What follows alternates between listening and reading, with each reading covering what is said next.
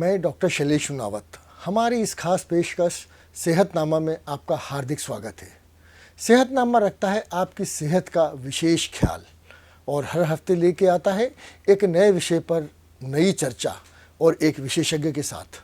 आज हमारे साथ हैं भोपाल के प्रतिष्ठित त्वचा रोग विशेषज्ञ डॉक्टर नीरज राय। डॉक्टर नीरज, आपका हार्दिक स्वागत है।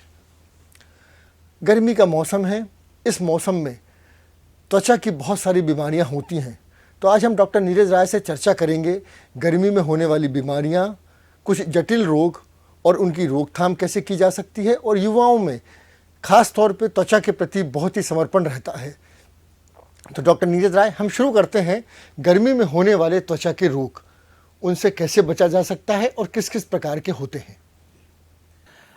मौसम के हिसाब से, और जैसा कि इतनी तेज भीषण गर्मी सबके सामने है और हम देख रहे हैं कि इतना ज़्यादा टेम्परेचर जा रहा है हमारे शहर का और प्रदेश का, तो सबसे पहली चीज़ तो मैं इसमें ये कहना चाहूँगा कि गर्मी में सबसे ज़्यादा यदि स्किन के लिए कोई परेशानी है तो वो है सनलाइट से या सूर्य प्रकाश होने वाली एलर्जी, जिसे हम फोटोडर्मेटाइटिस कहते हैं।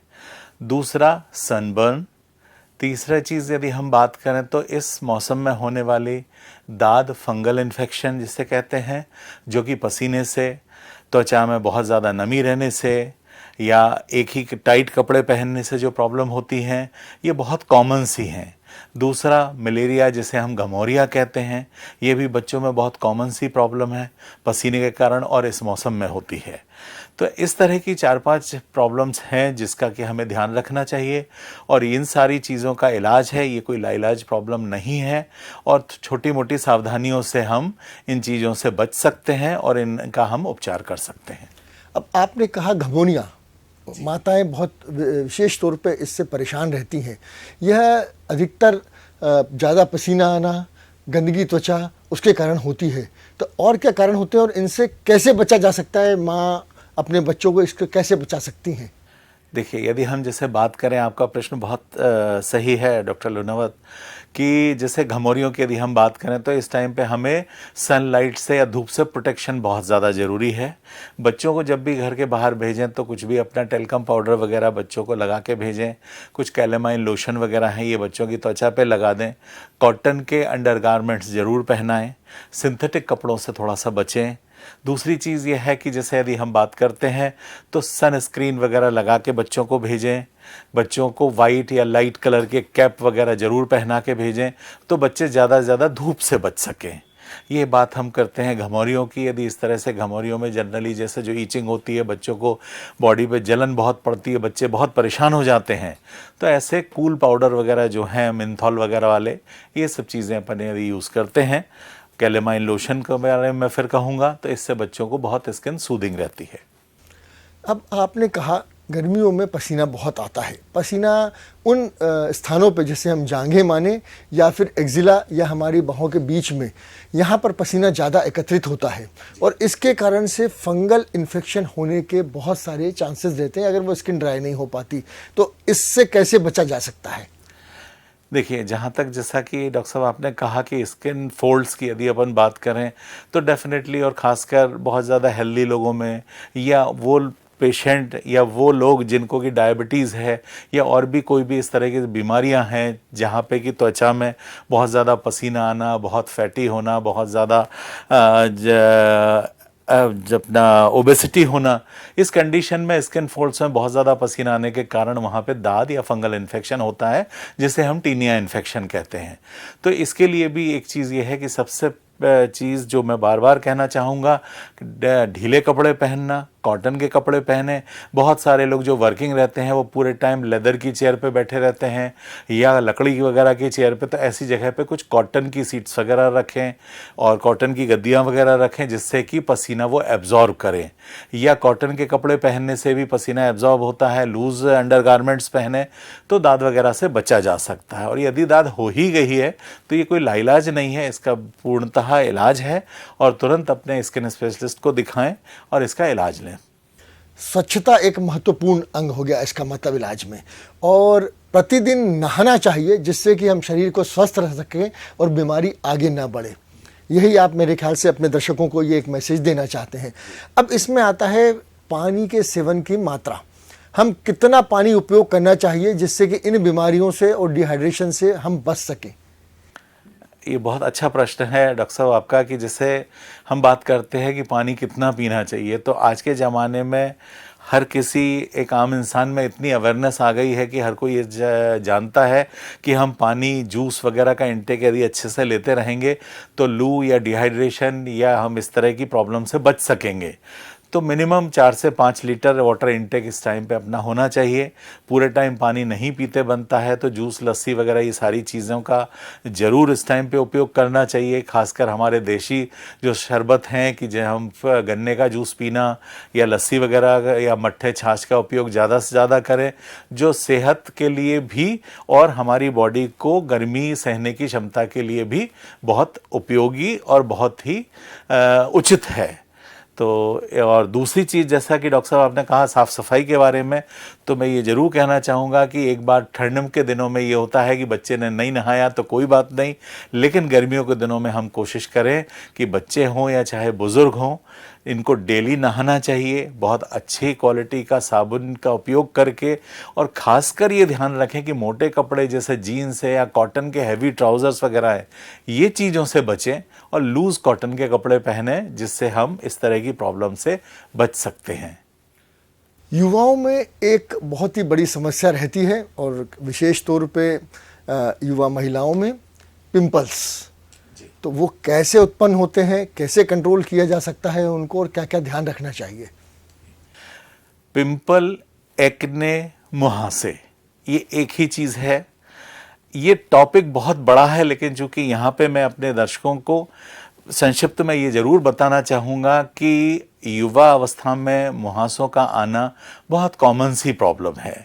हार्मोनल चेंजेस कहें हम, बैक्टीरियल इन्फेक्शन कहें, एक्सेसिव सीबम का प्रोडक्शन की यदि हम बात करें, इन सभी चीज़ों से पिंपल हो सकते हैं।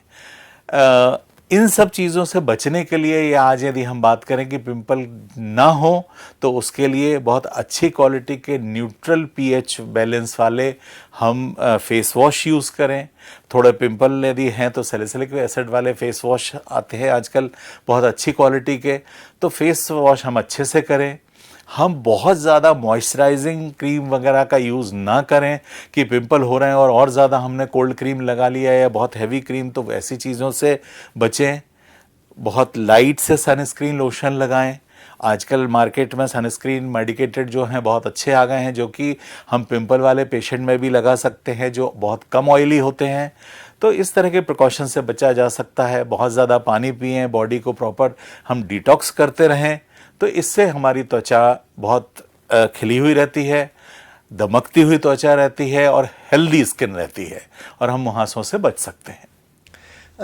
ऐसा भी कहा जाता है कि मुहासे या पिंपल्स अपनी खान पान पे बहुत डिपेंड करते हैं।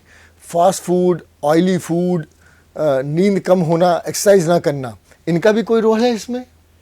डॉक्टर साहब, इनका बहुत ज़्यादा रोल तो नहीं है, लेकिन हाँ बहुत बार ऐसा देखा गया है, जनरली मैं भी अपनी प्रैक्टिस में देखता हूँ कि मिल्क प्रोडक्ट वगैरह थोड़ा सा अवॉइड करना चाहिए। और डेफिनेटली बहुत स्पाइसी फूड है या जैसे को हमारा डाइजेशन सिस्टम बहुत अच्छा रहना चाहिए, ये सारी चीज़ों का कहीं ना कहीं बहुत ज़्यादा इन्वॉल्वमेंट नहीं है, बट हाँ इन्वॉल्वमेंट है, तो हमें इन चीज़ों का भी ध्यान रखना चाहिए। अब इसके बाद हम थोड़ा आगे बढ़ते हैं जटिल रोगों की तरफ। एक बीमारी होती है जिसे स्कैबीज, ये मेडिकल लैंग्वेज में, लेमन के लिए तो हर बीमारी जो होती है दांत खाज खुजली होती है, लेकिन स्कैबीज ये कैसी बीमारी है, क्यों होती है और इससे कैसे क्या इलाज किया जा सकता है, कैसे बचा जा सकता है? इसके बीज जिसे कि हम खुजली या खांच की बीमारी कहते हैं, डेफिनेटली इस बीमारी से हर कोई बहुत ज़्यादा डरता है, क्योंकि ये संक्रमण वाली चीज़ है, कंटाजियस डिजीज़ है और एक पेशेंट से दूसरे को हो सकती है। और ये एक तरह का माइट का इन्फेक्शन है। इसमें जो माइट का इन्फेक्शन, इस डिजीज़ का सबसे बड़ा डायग्नोस्टिक पॉइंट जो रहता है कि ये वेब स्पेस में होती है, उंगलियों के बीच में होना, अंडर आर्म्स वगैरह या कुछ ऐसे स्किन फोल्ड्स में होना। और इस बीमारी की सबसे बड़ी खासियत है, पहचान ये होती है कि इसका माइट का जो टर्नओवर टाइम, इसका जो अपना लाइफ साइकिल है उस हिसाब से इसमें पेशेंट को जनरली नाइट इच होती है, या इसे नाइट इच की बीमारी भी कहते हैं। तो पेशेंट जनरली ये कंप्लेन करते हैं कि डॉक्टर साहब दिन में तब भी ठीक रहते हैं, रात को हमको खुजली बहुत ज़्यादा होती है। इसका भी 100% इलाज है। लेकिन फिर वही डॉक्टर साहब की बात से मैं सहमत हूँ कि जैसा आपने कहा कि साफ़ सफाई हमारे लिए बहुत ज़्यादा ज़रूरी है, खासकर बच्चों को, क्योंकि आज हम घर या ऑफिस में हैं लेकिन बच्चे तो अपने ग्रुप में हैं, और एक बच्चे से दूसरे बच्चे को बीमारी ये लग के घर में बड़े इजीली आ सकती है, और इससे घर के मेंबर भी संक्रमित हो सकते हैं। तो साफ़ सफाई का ज़रूर ध्यान देना चाहिए। स्केबीज़ 100% क्योरेबल डिजीज़ है और बहुत जल्दी इसकी क्योर हो जाती है। एलर्जिक डर्मेटाइटिस और स्केबीज, अगर इसका अंतर हमें समझ में ना आए, नॉर्मली क्या करते हैं घर में बच्चों को या बड़ों जिसको भी होती है, दुकान पे जाते हैं और एक दवाई लेके आ जाते हैं। नॉर्मली वो दवाई जो होती है स्टेरॉइड बेस होती है। तो डर्मेटाइटिस, रूटीन वाली डर्मेटाइटिस, एलर्जिक डर्मेटाइटिस, धूल से होने वाली डर्मेटाइटिस, और या फिर गर्मी में धूप से होने वाली डर्मेटाइटिस और उसमें स्केबीज में, उसको अंतर हम कैसे भाप सकते हैं? बहुत अच्छा प्रश्न है सर आपका ये, एक आम जनता के इन्फॉर्मेशन के लिए। तो इसमें मैं ये कहना चाहूँगा कि देखिए, स्केबीज़ और डर्मेटाइटिस दोनों बिल्कुल अलग चीज़ हैं। डर्मेटाइटिस का मतलब ये होता है कि स्किन का इन्फ्लेमेशन या स्किन में किसी भी तरह का कोई भी रिएक्शन, उसको डर्मेटाइटिस कहा जा सकता है। स्केबीज में ईचिंग यदि हो रही है, बहुत दिन तक इसको ट्रीट नहीं किया गया, तो इससे जो रेड कलर के रैशेस आ गए और इन्फ्लेमेशन हो गया, तो उसे भी डर्मेटाइटिस कह सकते हैं। लेकिन स्केबीज का इन्फेक्शन और बाकी जो डर्मेटाइटिस या दूसरी चीज़ों के इन्फेक्शन या एलर्जीज़ हैं, ये चीज़ें अलग होती हैं। ये आपने बहुत अच्छा एक पॉइंट उठाया कि लोग जाते हैं और दवाई की दुकान पर अंधाधुंध दवाइयाँ ले लेते हैं, और दवाई की दुकान वालों को एक चीज़ ये मालूम है कि स्किन मतलब स्टेरॉइड। तो दवाई की दुकानों से डायरेक्ट दवाइयाँ देना ये एक बहुत बड़ा घातक डिसीजन होता है पेशेंट के लिए, कि वो स्टेरॉइड ले लेता है और स्केबीज पे या किसी भी बीमारी पे या इन्फेक्शन पे स्टेरॉइड लगा लेना, मतलब वो वहाँ पे जहर का काम करती है और वो चीज़ उस कंडीशन को और बिगाड़ देती है। लोग अंधाधुंध स्टेरॉइड भी खा लेते हैं, उसके बहुत साइड इफ़ेक्ट होते हैं। तो हमें प्रॉपर डायग्नोसिस के साथ, प्रॉपर अपने डॉक्टर के साथ कंसल्ट करके ही हमें ट्रीटमेंट लेना चाहिए। हम अंधाधुंध स्टेरॉइड वगैरह जैसी चीज़ें ना लें।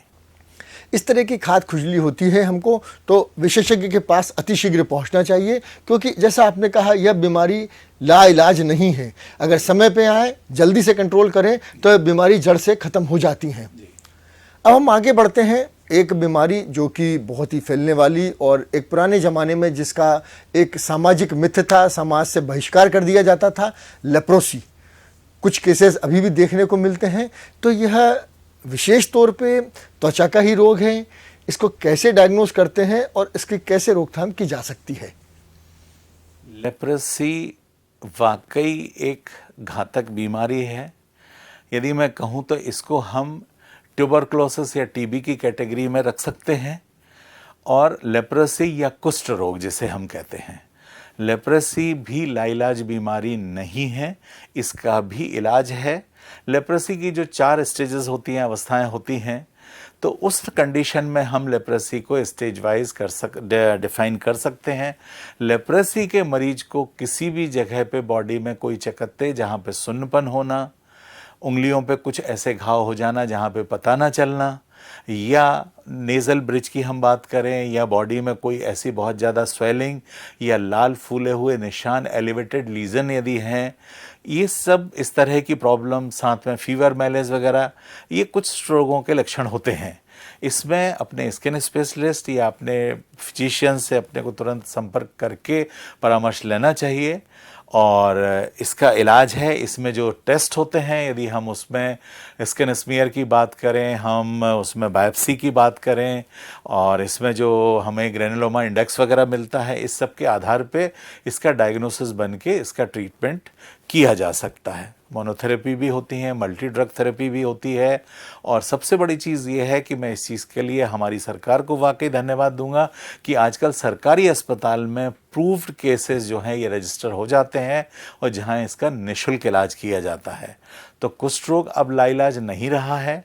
कुछ लोग, ये बात आपका कहना सही है डॉक्टर साहब कि बहुत भ्रांतियां हैं। पहले जो लोगों को समाज से बहिष्कार कर दिया जाता था, गांव से बाहर निकाल दिया जाता था, बिकॉज उस टाइम उतने इलाज नहीं थे और ये बीमारियां ड्रॉपलेट इन्फेक्शन की होती हैं, खांसने छींकने ड्रॉपलेट इन्फेक्शन से स्प्रेड होती हैं।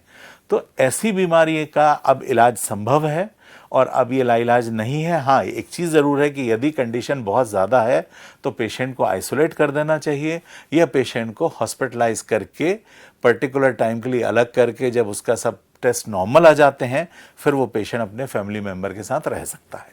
तो ये नेशनल प्रोग्राम के अंतर्गत कवर होती है और इसका राष्ट्रीय कार्यक्रमों में इतनी दवाओं की सुविधाएं हर अस्पताल में हैं कि हम इसका निःशुल्क इलाज मरीज को अगर आइडेंटिफाई करके डायग्नोज करके सरकारी अस्पताल में भेजते हैं तो उनको निःशुल्क इलाज संपूर्ण मिल जाता है।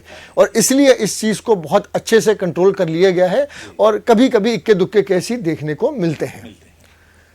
डॉक्टर साहब, हम एक दूसरी तरफ बढ़ते हैं जो कि बड़ी एक समस्या रहती है युवाओं में, सफ़ेद दाग।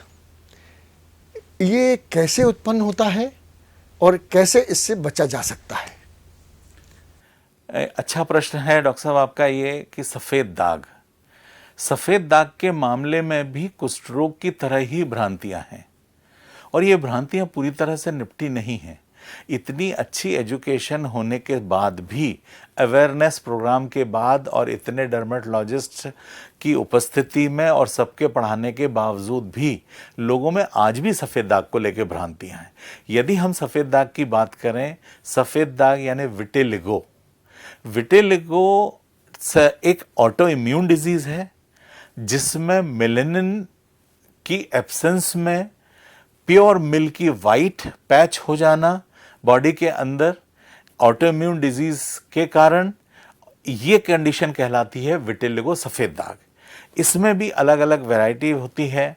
सेगमेंटल विटिलिगो होता है, इसके बाद इसमें अपना फुल बॉडी पे भी जैसे हो जाता है। और यदि हम बात करें तो इसमें कोई सेंसेशन वगैरह लॉस नहीं होते हैं। और यदि ये विटिलिगो या सफ़ेद दाग की बीमारी को तुरंत डायग्नोज करके यदि इसका बहुत जल्दी इलाज किया जाए तो इसका इलाज भी काफ़ी अच्छी तरह से संभव है, दवाइयों के द्वारा, पूवा थेरेपी के द्वारा, यूवी रेज के द्वारा, और आजकल तो लेज़र का ज़माना है, लेज़र से भी बहुत अच्छा सफ़ेद दाग का ट्रीटमेंट होता है।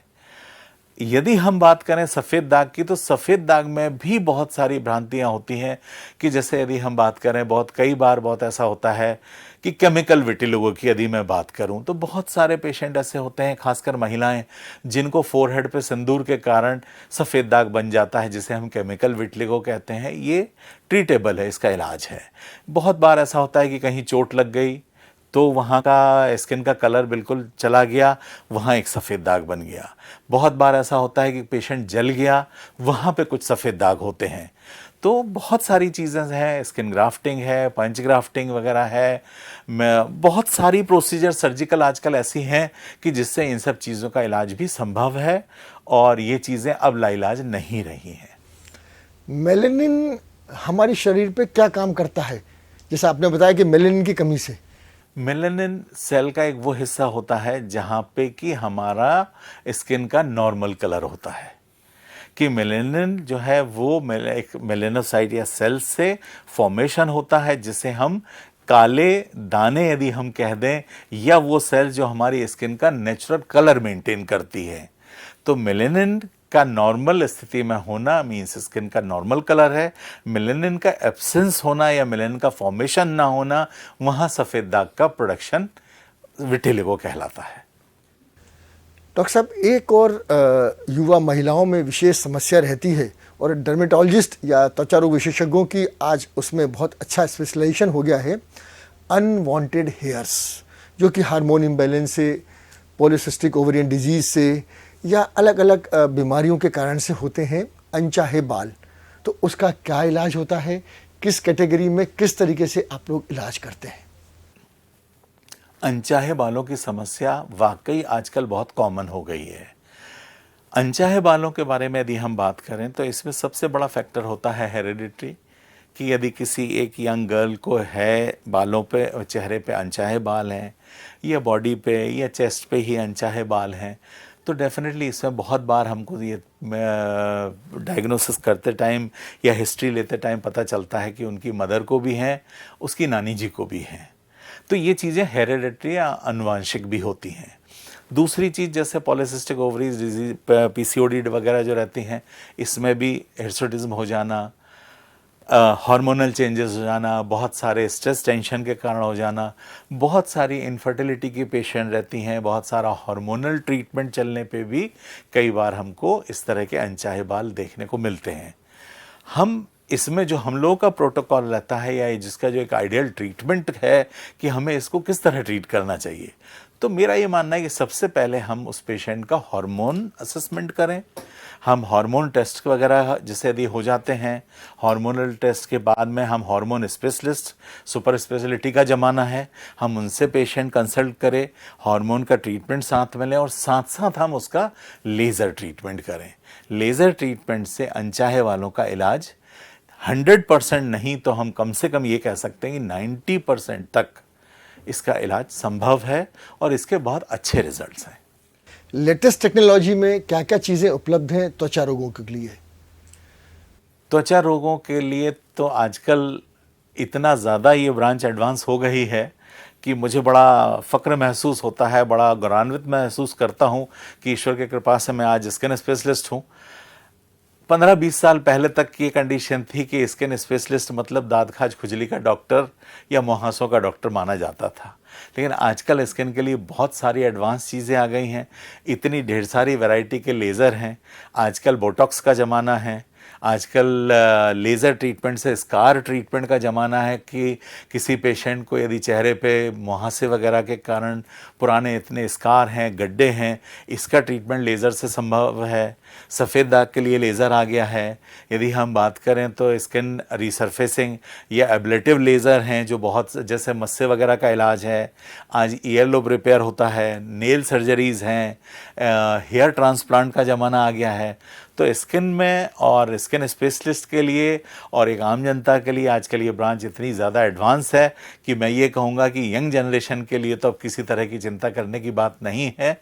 बहुत एडवांस ट्रीटमेंट है कि हर कोई, जिसका अपना एक हक होता है कि वो बहुत अच्छा दिखे, तो ये अब संभव है। एक अंतिम क्वेश्चन मैं लेना चाहूँगा डॉक्टर साहब आपसे। बालों का झड़ना, गंजापन, यह एक बहुत बड़ी समस्या इस धूल वाले माहौल में जिसमें पर्यावरण बहुत ख़राब हो रहा है, तो इससे कैसे बचा जा सकता है और क्या सलाह देना चाहेंगे आप दर्शकों को? देखिए, सबसे पहली चीज़ तो ये है कि आपको ये पता होना चाहिए कि आपके बालों का टेक्सचर क्या है, आपके फादर के, आपके ग्रैंडफादर के बाल कैसे हैं। उन दोनों के बाल यदि बहुत हेल्दी और बहुत अच्छे बाल हैं, और यदि ये कि यंग लड़के के बाल बहुत ज़्यादा झड़ रहे हैं, बहुत ज़्यादा उसको हेयर लॉस है, तो सबसे पहले उसको अपने स्पेशलिस्ट से मिलके प्रॉपर अपना टेस्ट कराने चाहिए और उसका तुरंत ट्रीटमेंट लेना चाहिए जिसका इलाज संभव है। यदि शुरुआत की कंडीशन में इसका इलाज लोशन, शैम्पू, टैबलेट वगैरह से बहुत अच्छी कंडीशन में तक रिकवरी होती है, और बाकी तो सर्जिकल प्रोसीजर इतने ज़्यादा हैं कि जिससे आपका हेयर का रीग्रोथ भी पॉसिबल है। हम ग्रोथ फैक्टर की बात करें, हम पीआरपी की बात करें या डर्मा रोलर की बात करें, तो ऐसे बहुत सारी चीज़ें हैं जिससे कि बालों को फिर से उगाया जा सकता है और एटलीस्ट कंडीशन से उससे बचा जा सकता है कि बाल यदि अभी झड़ना चालू हुए हैं और हम शुरुआती इलाज कर दें तो हम इस चीज़ को बहुत हद तक कंट्रोल कर सकते हैं। धन्यवाद डॉक्टर नीरज राय। अगर हम अपने शरीर को स्वस्थ रखते हैं, समुचित पानी पीते हैं, अच्छा भोजन का सेवन करते हैं, रेगुलर एक्सरसाइज करते हैं और गर्मी में निकलते टाइम बॉडी को अच्छा हाइड्रेट करके निकलते हैं, त्वचा को कवर करके निकलते हैं, तो गर्मी में होने वाले रोगों से हम बच सकते हैं। कोई सी भी दांत खाज खुजली होती है तो उसको एक सिंपल दांत मान के हम केवल स्टेरॉइड लगा के न छोड़ दें, अपने विशेषज्ञ के पास जाएं। हर बीमारी छोटी हो या बड़ी लाइलाज नहीं है, उसका इलाज विशेषज्ञ के द्वारा अगर समय पे हम कंसल्ट कर लें तो हो सकता है। हमेशा देखते रहिए डीएनएन सेहतनामा लेके आता है हर हफ्ते एक नए विशेषज्ञ को, तो हमेशा देखिए डीएनएन। धन्यवाद।